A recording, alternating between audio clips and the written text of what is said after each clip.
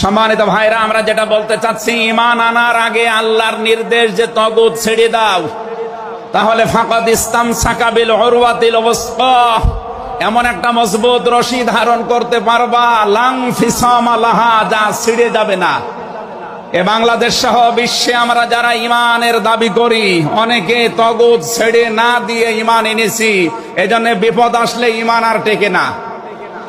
পক্ষান্তরে যারা তাগুত ছেড়ে দিয়ে ঈমানের দাবি করতে পেরেছে, এই মানুষগুলোর ঈমানের যত পরীক্ষা হয়, তাদের ঈমান তত মজবুত হয়।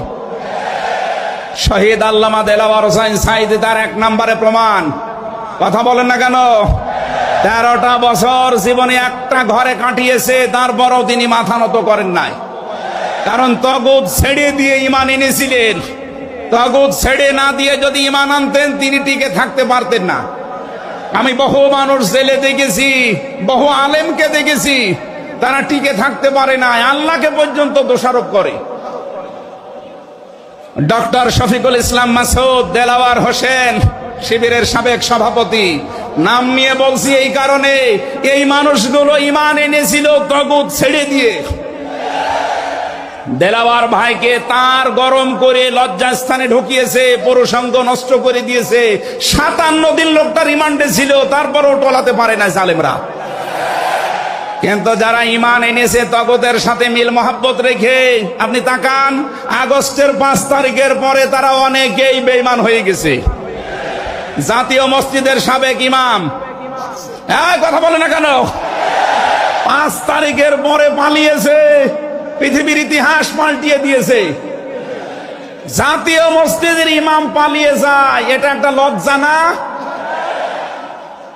এমপিরা নাই পালিয়ে গেল, আপনি কেন পালাবেন? কিছুদিন পরে জোর করে এসেছিল, ইমামতি আবার করব, জনগণ জুতা দিয়ে পিটিয়েছে। পরের দিন স্ট্যাটাস দিয়েছে, জনগণ জুতা দিয়ে পিটিয়েছে, তাই কি আমার গায়ে লাগেনি। মানুষ কত নিচে নামতে পারে। তার বাবা তো একজন ভালো মানুষ ছিল, একজন আলেম ছিল, কি এসেছে আল্লাহ জানে। একটা জালেমাকে সে নাম দিয়েছে কওমি জননী।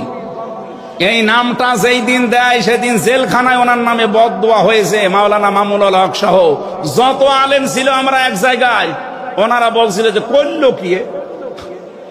হেফাজত ইসলামের 13 সালে এতগুলো মানুষ হত্যাকারী, যার হাতে রক্ত লেগে আছে, আর সেই লোকটাকে নাম দিয়ে দিল কওমি জননী। আমাদের মাথা কাটা গেল। এরকম হাজারো আলেম, হাজারো পীর, হাজারো মুসলমানের দেশে ঈমান রাখতে পারে নাই, কারণ তাগুতের সাথে সম্পর্ক রেখে ঈমানের দাবি করত। আল্লাহ বলেন, ঈমান আনতে হলে আগে তাগুত ছেড়ে দাও, এরপরে ঈমানের দাবি করো। উদখুলু ফিস সিলমি কাফা, ঈমানদার যারা, তারা প্রবেশ করো পুরোপুরি ভাবে ইসলামে।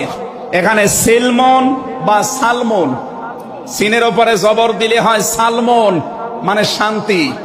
সিনের নিচে জের দিলে হয় সিলমন, মানে ইসলাম।